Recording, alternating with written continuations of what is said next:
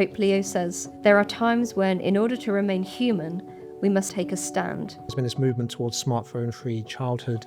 Schools are cracking down on it. You look at footage of the early 1920s and everyone's smoking. It was like a midwife smoking and delivering a baby. I'm convinced people are going to look back on the last 10 years and think, what were they doing? It is the human nature that was the means of redemption. It's as diametrically opposed as could be from seeing human nature as the problem that needs solving. Actually, human nature, through Christ, in the Word becoming flesh, has become the solution.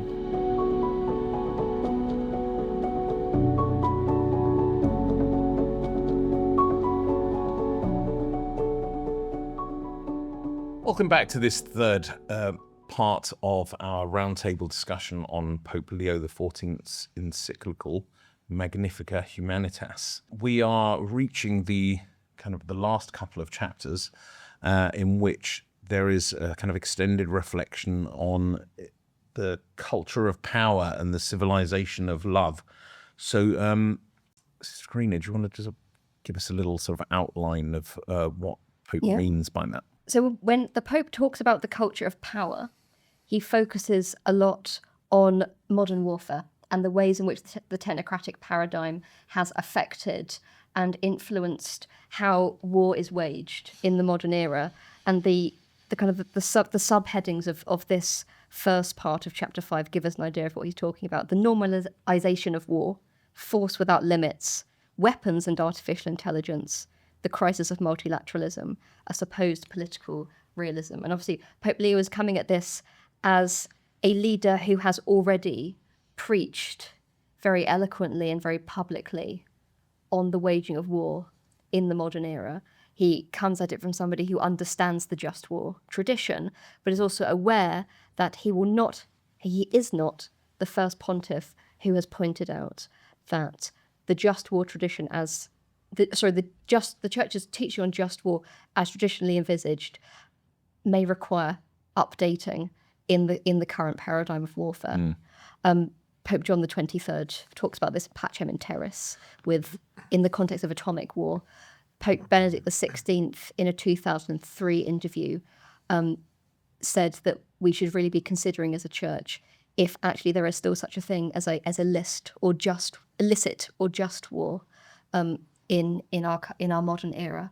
So when Pope Leo talks about the culture of power, he's looking at it very much through the lens of what we are able to do to each other on this quite horrific large scale of modern warfare, how these processes of warfare have been sped up, have been dehumanized, have been technologized by the world in which we currently live. Yeah, one of the things that Pope Leo talks about is this sort of supposed or false realism in which, and I think this is something that we've mentioned a few times, where we kind of almost imperceptibly move into situations that we seem to have no control over. I mean, in a certain sense, Pope Francis had spoken at numerous occasions about the Third World War, which was happening kind of piecemeal, and how we were sort of there almost already. And we are certainly seeing these kind of conflicts that once would have seemed very serious, very unlikely, just kind of popping up, almost seemingly kind of beyond the control of the actors that are taking part in them.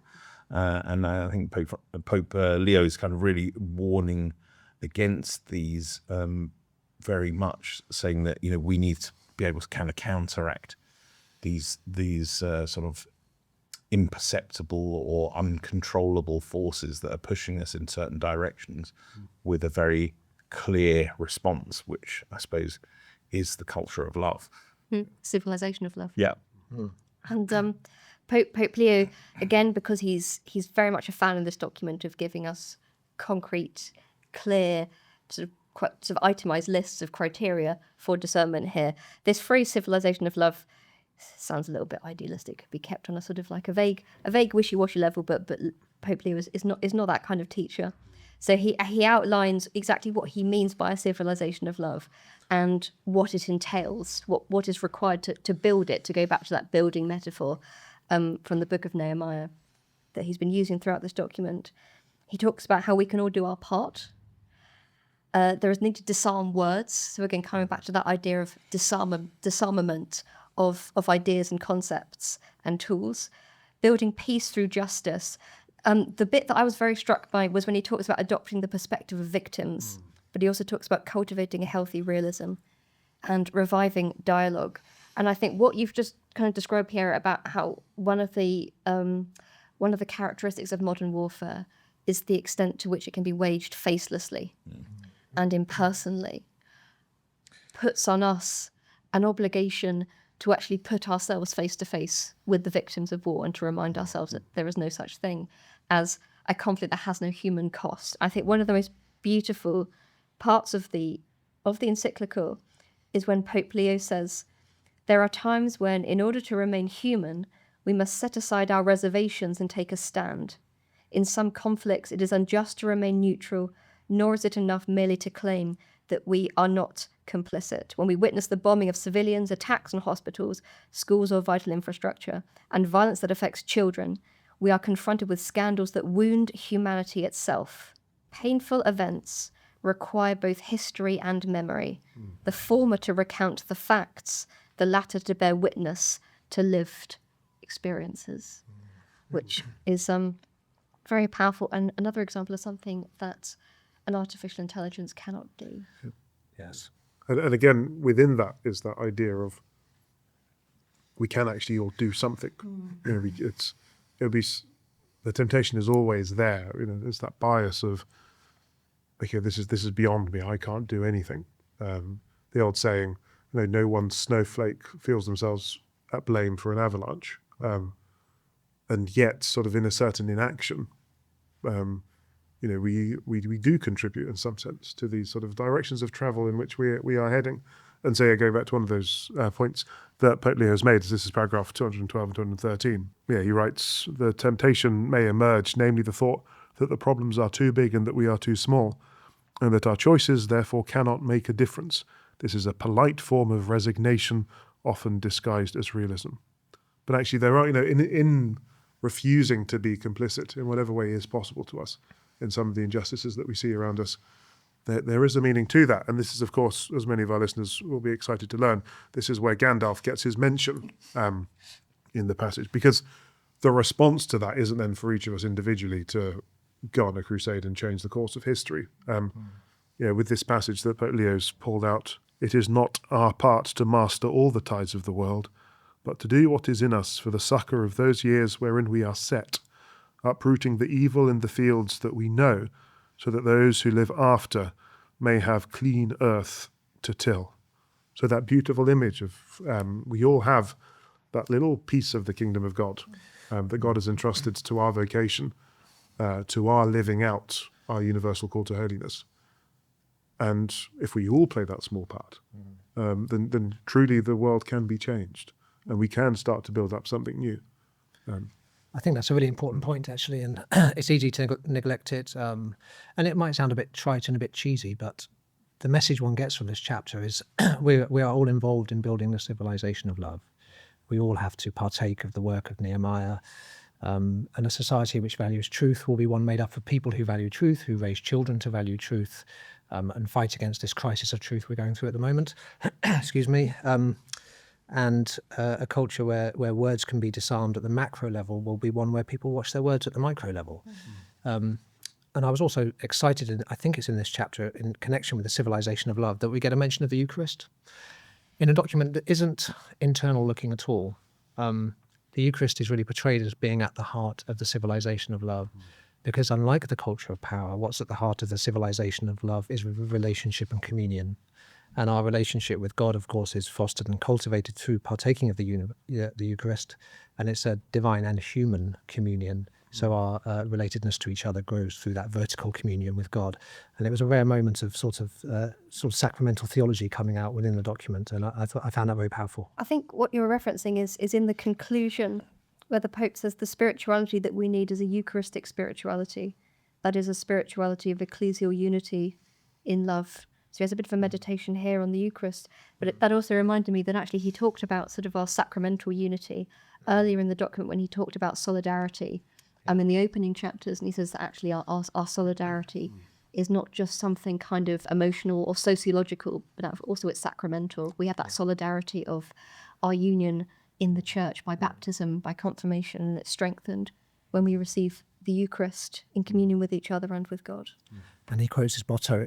He quotes his motto in relation to that, Oh, he does. which is very significant, I think, because that's a way of saying this is what I'm about as Pope. This is my motto. I mean, I'm almost interested that, in a sense, the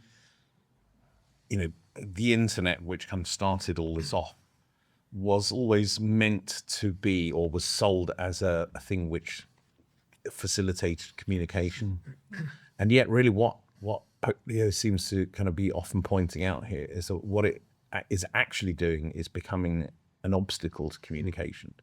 At both a kind of very sort of simple level, in the sense that we end up speaking to robots instead of speaking to each other, but also at a very kind of deep level, which it can end up becoming something which blocks the community of nations, the community of, and also the community of our kind of co-religionists.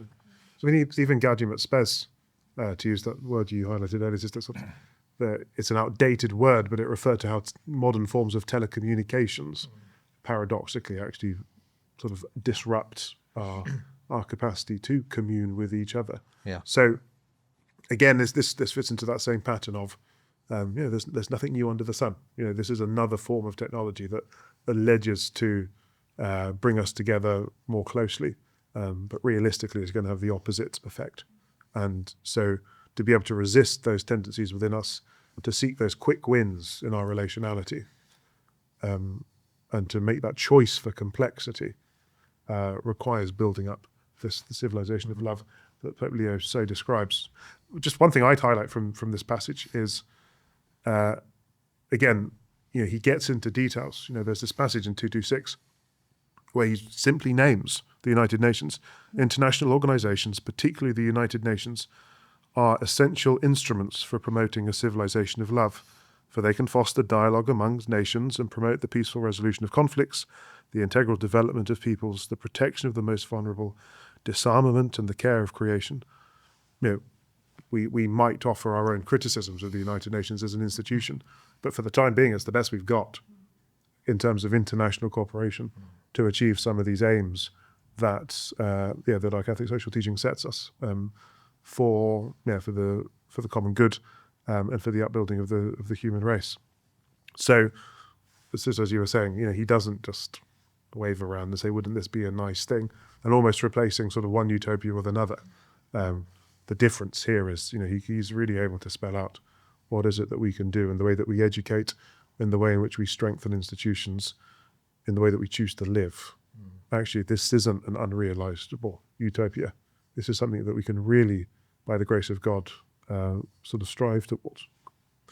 And that the level of specific detail, the way it applies to the individual, I was very struck by. There's one paragraph in which he talks about asking questions of AI chatbots, which is where most people experience AI. And he gives 3 principles for doing so. That you shouldn't do it when you're asking a question you could answer yourself, because you're not sort of exercising individual subsidiarity at the smallest level. You're just lazily delegating it to a machine. You don't treat answers as if they're omniscient. And you have that culture of that hermeneutic of suspicion around it. So you're going to check that, make sure that you can fact check it. And then the third one is being extremely careful about anything which might appear to be personal communication, treating it with great care and never forgetting that it does not have human grandeur. And that there are 3 things you can repeat to any young person and say, if you can integrate it into living toward a civilization of love, fine. These are 3 ways in which you might be able to integrate that very common usage of AI in such a way that it won't interfere with the cultivation of a civilization of love. Really granular, very specific. Almost have those as sort of little, before you ask ChatGPT. Stop. Yeah, exactly. Stop, look and listen. Yeah. I think actually that sort of highlights the fact that in the background to this document is not just Gaudium et Spes in general, but I would say specifically Gaudium et Spes's development and enrichment of the Catholic teaching on the conscience. There's actually quite a lot of mentions of the individual conscience in this document, and Pope Leo is often appealing to the individual conscience while respecting its integrity and its boundaries, but he's equipping us to make a judgment of conscience. And so actually understanding what the church means by the conscience is also quite a bit of useful background to making sense of what the Pope is equipping us and helping us to do in this encyclical. The other thing I was thinking, I mean, he mentions a lot. I mean, these almost seem kind of outdated ideas of diplomacy, and and that the Vatican has this very complex and very highly developed diplomatic corps, which sometimes you feel like it almost seems like a sort of a holdover from a sort of previous time. But he's sort of saying, no, this is as important, if not more important than ever, that we keep channels for communication open, that we negotiate, that we speak, because otherwise what's going to happen is you're just going to have the kind of overarching power is going to kind of assert itself. And there's a procedural point there actually, that obviously an encyclical speaks to the whole church. So we as people who are reading this in sort of this sort of particular way are highlighting elements. There are nuncios around the world who, they need to be nourished and supported by this as well. So there are a few moments where Pope Leo is obviously picking out certain themes and ensuring they're in place so that he can, really speak as widely as possible to the whole life of the church. And it's worth us being reminded of that great contribution to the world that the church makes in its diplomatic relationships. Its ways it sort of starts to actually exemplify some of these roles of mediation and dialogue and conversation. There are great examples in the past where the mediation of sort of the Vatican diplomats has really resolved conflicts. So again, just a reminder to us all that the church is already practicing a lot of these principles, and it's just great to see how in this particular context they just become more important. And just moving to the conclusion, I was thinking that it's interesting that it starts with a kind of reflection on the incarnation, because in many ways, if you think about it, AI is a sort of a disincarnation of many of the things that make us human, and so church is coming back always with this its most important kind of gift, or God's most important gift to the world, the incarnation of Christ himself. Yeah, so perhaps I could just read paragraph 232.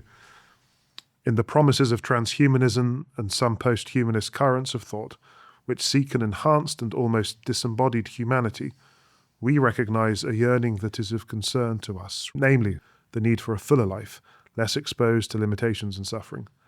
Yet the incarnation opens a different pathway. On the one hand, old and new ideologies alike urge humanity to overcome limitations through technology and to rise above others by asserting dominance. Contrary to this, the mystery of the Son of God entering into our human condition promises something quite different. The living God descends into our history in order to free us from all forms of slavery. He takes upon himself our weaknesses and transforms it into a setting for salvation.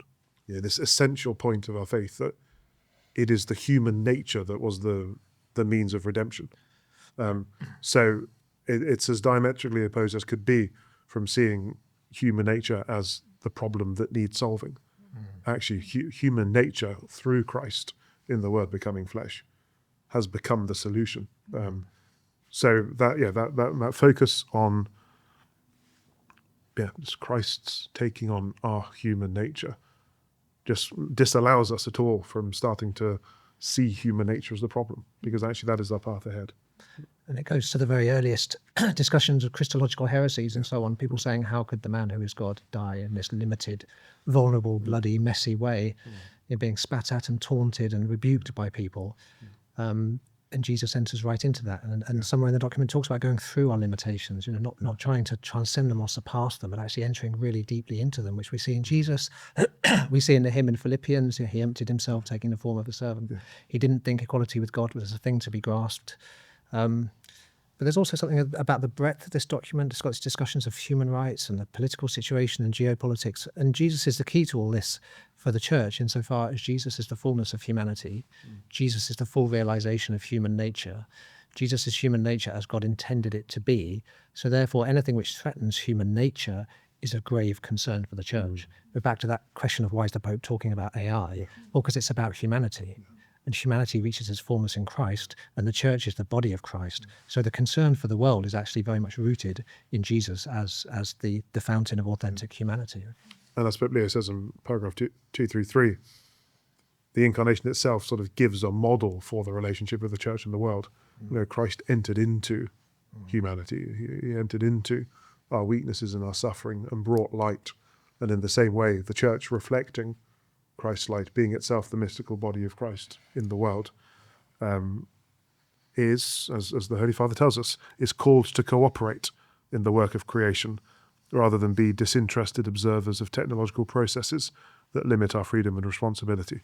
So, yeah, we have that pattern there. You know, the incarnation, both in terms of what it reveals to us about ourselves, but also the way in which then the church can relate to the world, not being disinterested, or simply sort of finger wagging at a distance and telling everyone how awful everything is, but really going into the heart of our humanity and letting God do his work there.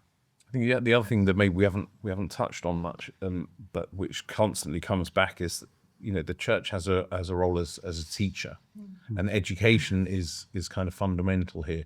I think both in terms of not allowing the kind of big economic shocks that these new technologies tend to create, not allowing them to catch us by surprise, but educating people in how to maybe move the career that will be sort of made obsolete by AI, but also how we engage with these technologies. And as the purveyor of a huge amount of education across the world, the church has a very key role to play here in especially educating children how to relate to AI. I mean, as a parent, I was very encouraged by the section on, for example, the use of AI and digital devices, etc., with children, in which I think it was the first time I'd come across such a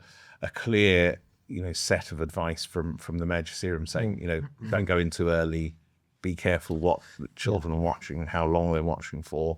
This is all stuff that we really need to kind of be careful of, and also to educate children in particular in how to approach this stuff. I mean, this is a very serious responsibility for every educator in the world, and the church, as a Mater et Magistra, has to take that most seriously. And also the emphasis on don't leave families to do this by themselves, but actually support families in this role. It was a real sort of call to action for the rest of society to support families in this task. Yeah, because you can take the decision, or you can try and take the decision to stop your children from using AI or social media or stuff. But often it's very difficult if the general sort of mood around you is very different. But you're sort of saying, governments, for example, have a role in helping that. And I mean, we've seen that I think it was in Australia where they've banned social media for under 16s. Yeah, and I think it's very of the moment. It's very timely. I mean, I think 10 or 20 years ago, if Pope Francis or Benedict XVI had weighed into parents about this, I think they would have been criticised. What do you know about raising children? And these things are really useful. And there's been no pushback on this at all. I mean, it's amazing. And we're at this moment, there's been this movement towards smartphone-free childhood. Schools are cracking down on it. There's been loads of discourse about it. And, as I say, schools have at times seemed to capitulate. And the idea has been give all kids an iPad, make them as tech-savvy as possible, and make, consent or feeling uncomfortable the only form of moral compass for your online activity, rather than much more pressing questions about how screen use affects your cognition and so on. So the Pope's made an incredibly timely and very early intervention. Normally the church thinks much more slowly than this. And I'm a parent of children at exactly the age that these sorts of things are at their sort of peak cultural moment, really. And there's a generational shift happening with children now, primary school age, where people are no longer giving them gadgets. And children of that age now are on the front line, and their older brothers and sisters have sometimes been given gadgets. So it's just so... Yeah, now we have the backup of saying the Pope said, get off the mobile. Exactly. But it's like, you look at footage of the early 1920s when everyone's smoking. It was like a midwife smoking and delivering a baby. And I'm convinced people are going to look back on the last 10 years and think, what were they doing? It's going to be just like smoking. Sorry. So I just want to say that it's paragraph 238 today accompanying children and young people in using technology for developing responsible relationships, helping them to recognize the risks and choose what fosters inner freedom as a concrete form of charity and will safeguard their dignity. So there's some, and for anyone listening, if they really just want, the main bullet points, actually I quite like, it's paragraphs 237 to 240. There's 4 paragraphs that start with this is quite Pope Francis actually, sort of a short sentence with an exclamation mark. 237, let us remain faithful to the truth, exclamation mark. Yeah, very. We've been speaking about that. Let us invest in education beginning with ourselves. That interesting sort of second clause there. Oh. Let us cultivate relationships, exclamation mark. We've spoken about that. Let us love justice and peace, exclamation mark. There's sort of 4 principles there that I think are at the heart of this document, and for us to reflect about sort of going forward. Yeah. What are the real, those paragraphs are well worth sort of a studied reading. And we've got required reading for anyone working in a school. And not just a Catholic school. I mean, I would want to see lots of conferences about this among educators, people doing PGCEs, everybody reflecting on this, because as I say, all the way up to now, it's been encouraged, it's all been about access, give children as much access as possible. And the other thing, sorry to go on about this a bit, but the smartphone thing is that there's a real class division. So what's happening is middle class and upper class people are becoming very literate about the dangers of smartphone use and not using it. And lots of people are being left behind in that discussion. So the fact the Pope's weighed in on this means it should have much more traction across all of society and not become a sort of classic sort of middle class Puritanism, which is what it's sort of become. It's really interesting to see that this is kind of putting into practice what the Pope says earlier in the document about how using the metaphor of building the walls of Jerusalem, in our own day, everyone builds a different section of the wall. It's not just Nehemiah by himself building the whole wall. And so we have parents building their section of the wall. It reminds me, actually, we've had conversations in our convent about technology use and how, okay, you wouldn't have a chat with somebody in the enclosure during the grand silence. Would you listen to a podcast or answer an email? And actually working out together, does tech breach the monastic enclosure? Does it breach the grand silence? And discerning that as a community, actually, how do we, because as an active apostolic sister, you do need access to some tech. I've got to be able to text the sisters, my train's just coming, can you come and pick me up from the station, that kind of thing. So that's our part of the wall we're building. And so there's so much in this document where people can think, oh, Pope Leo didn't talk about it explicitly, but I can see how that applies to my school, my place of work, my family, my convent. That's the part of the wall that I'm going to build with these principles that he's outlined here. And the interesting sort of nuance that comes out of the principle of subsidiarity is sometimes when you recognize the different levels at which challenges might be faced or sort of decisions made, sometimes you just need to strengthen those levels.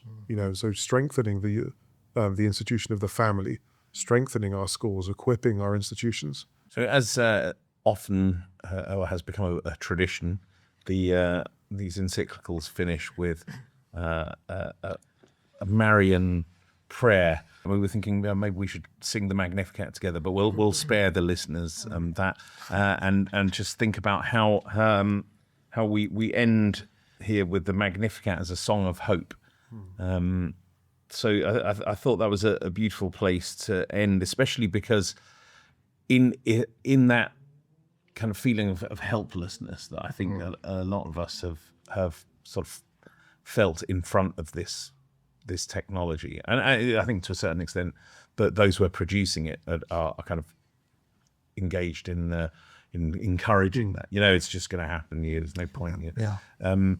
The Pope sort of says, no, the power of his arm has been seen before and will be seen again. So I think it's a great song of hope for us. Yeah, I mean, Mary is, because the model that she uses, Mary is a model of being weavers of hope.